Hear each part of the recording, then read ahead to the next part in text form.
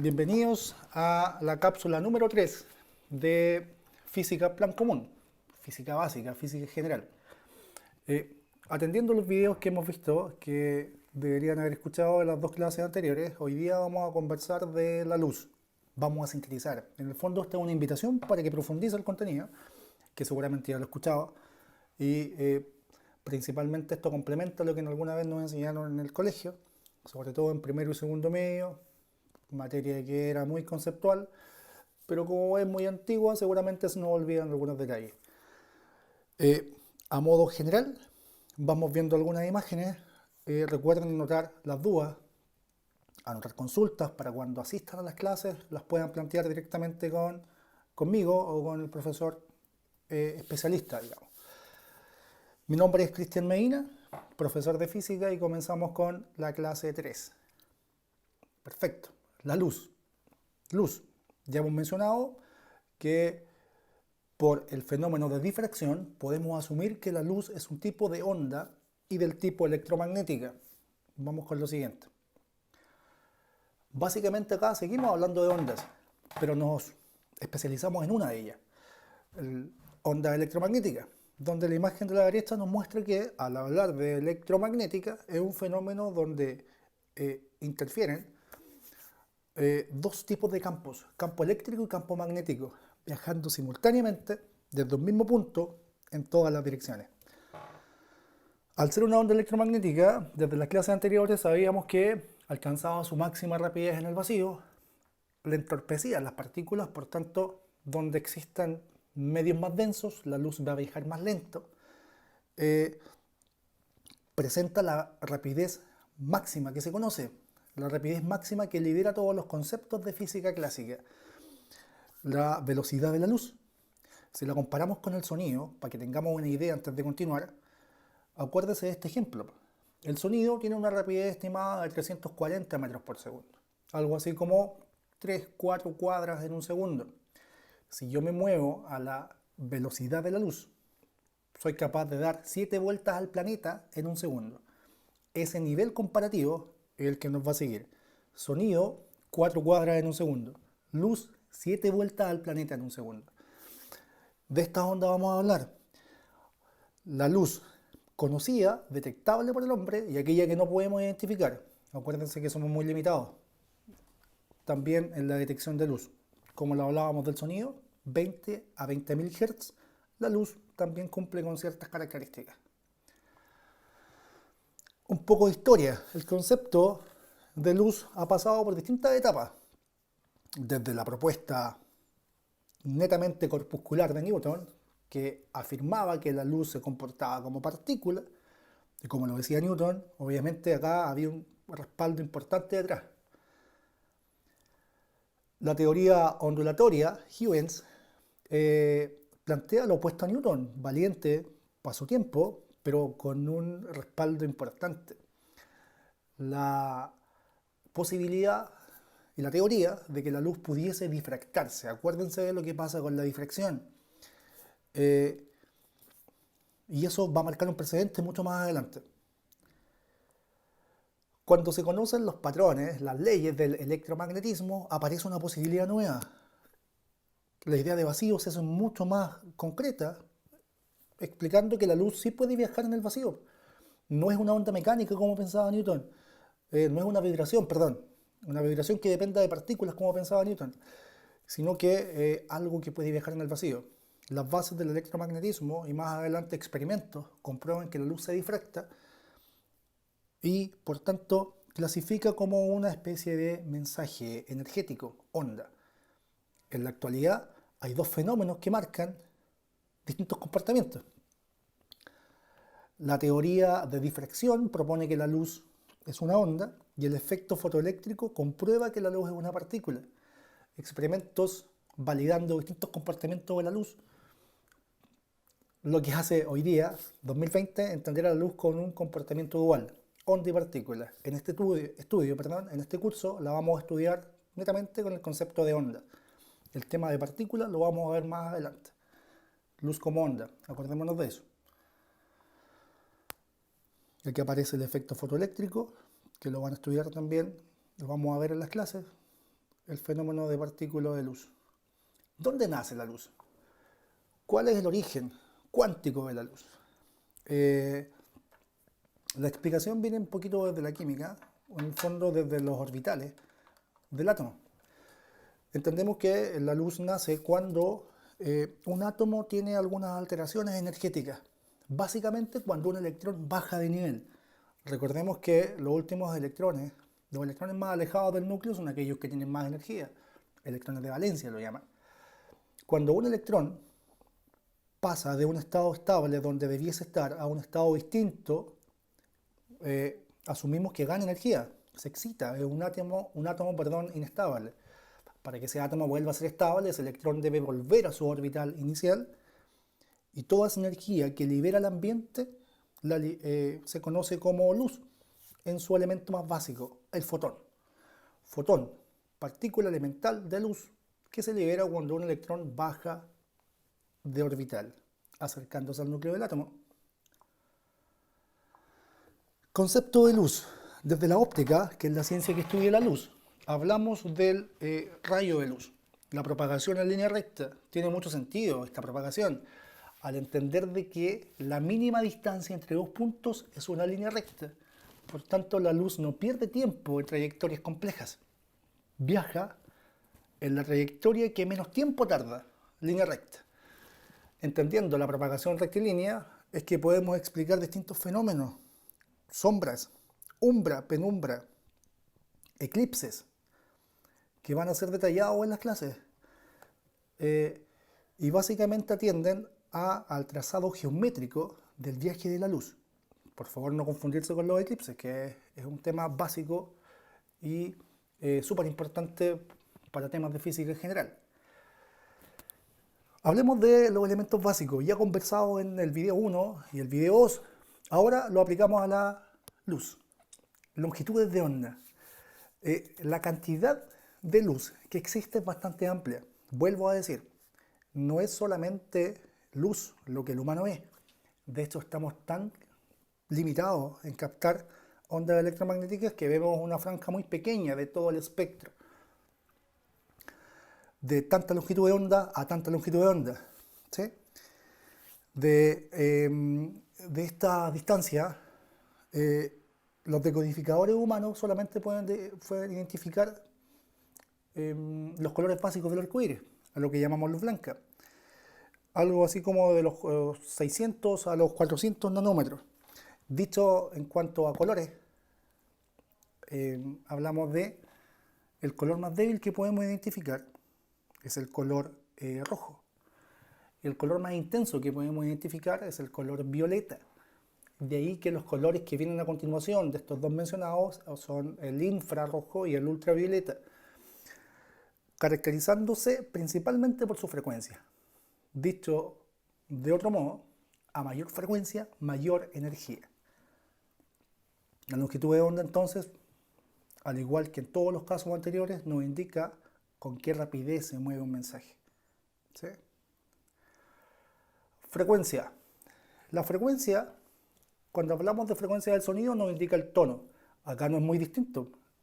El tono de la luz también está dado por su frecuencia. Los colores tienen un tono característico y es coherente a su frecuencia característica. Si ya aumentamos el rango de luz, como lo que aparece en esta diapositiva, nos damos cuenta que la luz visible es súper poca. La franja que el humano ve de toda la luz es súper pequeña en comparación a todas las que tenemos detectadas. Desde la lógica de la frecuencia, asumiendo algunos estudios, sabemos que las más dañinas para los tejidos son las que van desde el color violeta en adelante, rayo X, rayo gamma, ultravioleta. Y las que son menos dañinas para tejidos vivos son orgánicos, las que van hacia el lado izquierdo, infrarrojo, microondas y ondas de radio, donde principalmente está toda la tecnología que conocemos. ¿Ya? Importante, más frecuencia, más energía. Hablamos de que la frecuencia también va a determinar la longitud de onda. Pensemos en el siguiente ejemplo que profundizaremos luego en las clases. A mayor longitud de onda, muy poca frecuencia. A menor longitud de onda, mucha frecuencia. podemos pasar de longitudes de onda que miden kilómetros a longitudes de onda que miden tamaños del núcleo de un átomo, por ejemplo. Por eso es que son tan dañinas, ¿ya? Mucha radiación por este lado. El límite para física clásica. La rapidez de esta onda, lo que les dije antes. ¿Cuántas vueltas al planeta damos con esta rapidez? 7. 300 millones de metros por segundo. Nada de aquí a la clase, nada de aquí a fin de año, tiene una rapidez demostrable que sea mayor que esta. La física clásica trabaja con este límite, y este límite sirve para predecir muchos de los fenómenos que conocemos. 300 millones de metros por segundo en el vacío. Eso es 3 por 10 elevado a 8, no 3 por 118. Cuidado con eso. Las propiedades. Ventajas y desventajas de las propiedades. En el fondo, sabemos que la luz es una onda y podemos sacar ventaja a esto. La reflexión. ¿Qué sabemos de reflexión? Primero, que es un fenómeno ondulatorio donde toda la energía no puede seguir viajando, se devuelve bajo una ley principal, que es la ley de reflexión. El ángulo de impacto es igual al ángulo reflejado. Y aparece en la imagen de la derecha. Ok, ventajas de la reflexión. Podemos sacar ventaja en la aplicación de espejos, por ejemplo. Vemos imágenes en base a la reflexión. Todo lo que estamos viendo hoy día, todo lo que usted está viendo en su pantalla, es producto de reflexión. Los colores y cómo los detectamos. ¿Ok? Junto con la reflexión, recordemos que siempre va de la mano y es muy posible que exista el siguiente fenómeno. Refracción. Algunas imágenes ya nos demuestran ahí que la luz puede cambiar de medio. Como es una onda, también cumple con las mismas características. Importante dato acá, conocemos la trayectoria nueva, podemos comparar los ángulos. Si el ángulo disminuye, van a haber cualidades de la onda que disminuye también. Si el ángulo aumenta, van a haber propiedades del mensaje que aumentan también.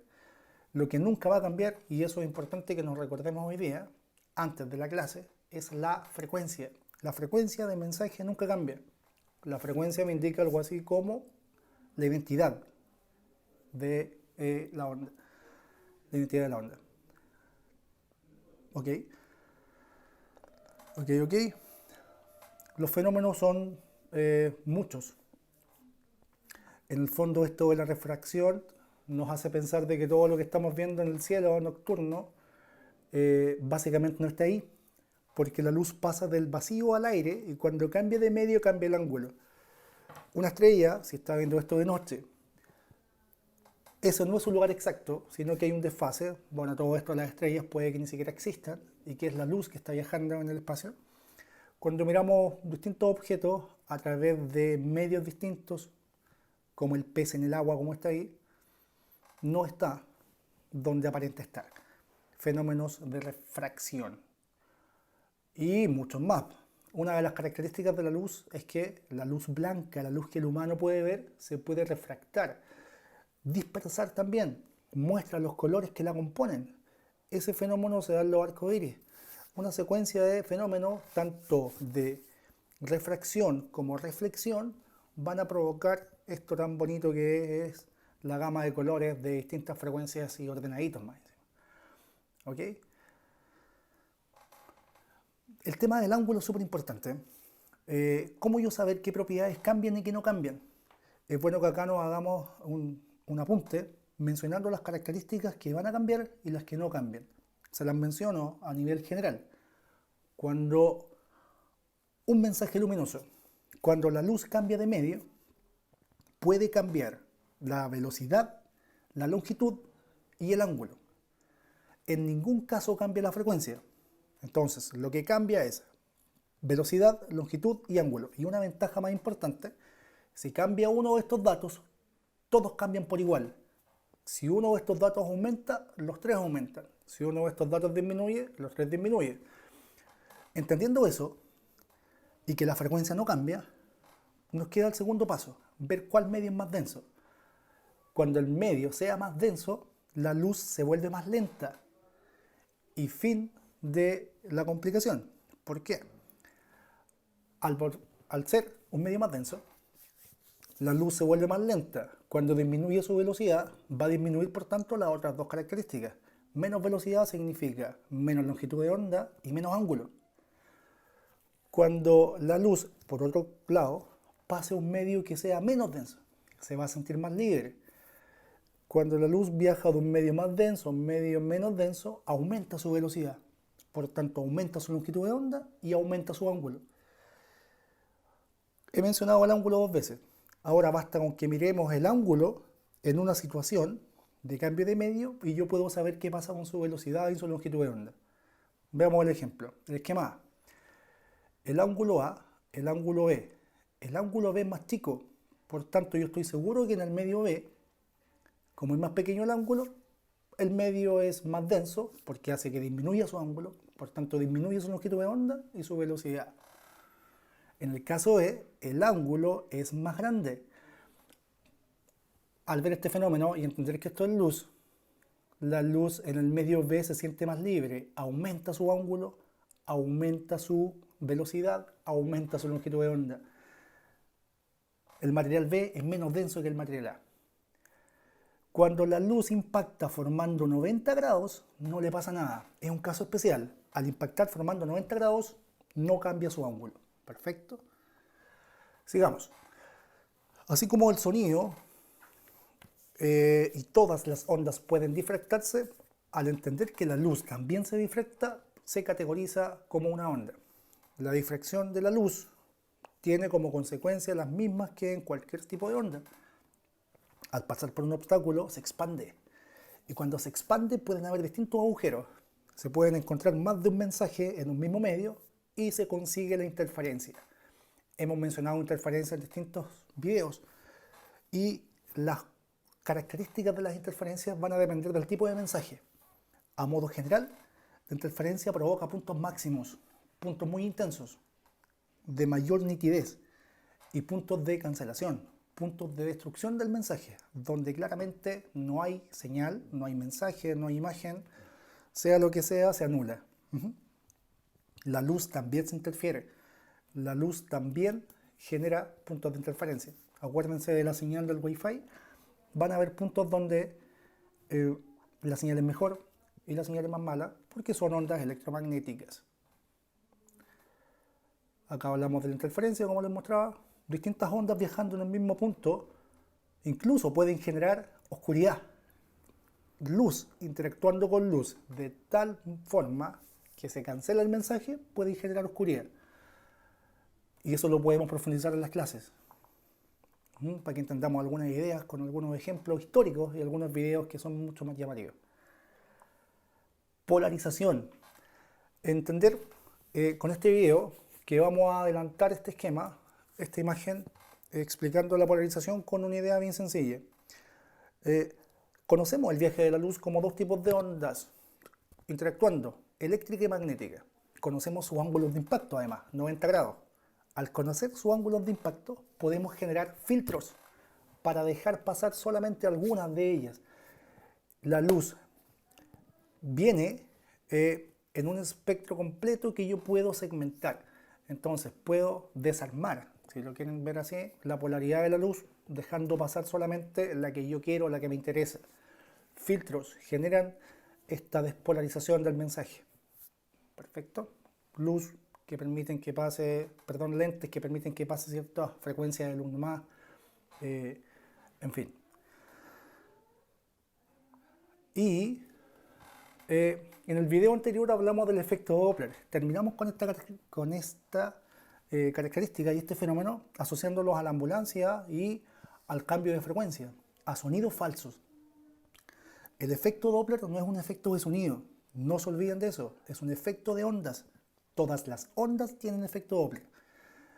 Incluso se utiliza en las carreteras para medir las velocidades de los vehículos, en medicina para detectar imágenes mediante un monitor. El Doppler, la idea es que muestre un desfase a partir del movimiento de la fuente de ondas. Por tanto, los conceptos claves del sonido que me ayudan un montón me dicen que si la fuente de ondas se acerca al observador, aumenta su frecuencia para el observador. Si la fuente de ondas se aleja del observador, el observador percibe una frecuencia más baja, grave. En caso del sonido era agudo, se acerca al observador, grave, se aleja del observador. Acá en la luz pasa exactamente lo mismo y el ejemplo de la derecha es lo que en astronomía se conoce como acercamiento al azul o corrimiento al azul, corrimiento al rojo. Básicamente detectamos si los cuerpos estelares se acercan o se alejan del observador viendo qué frecuencia emiten.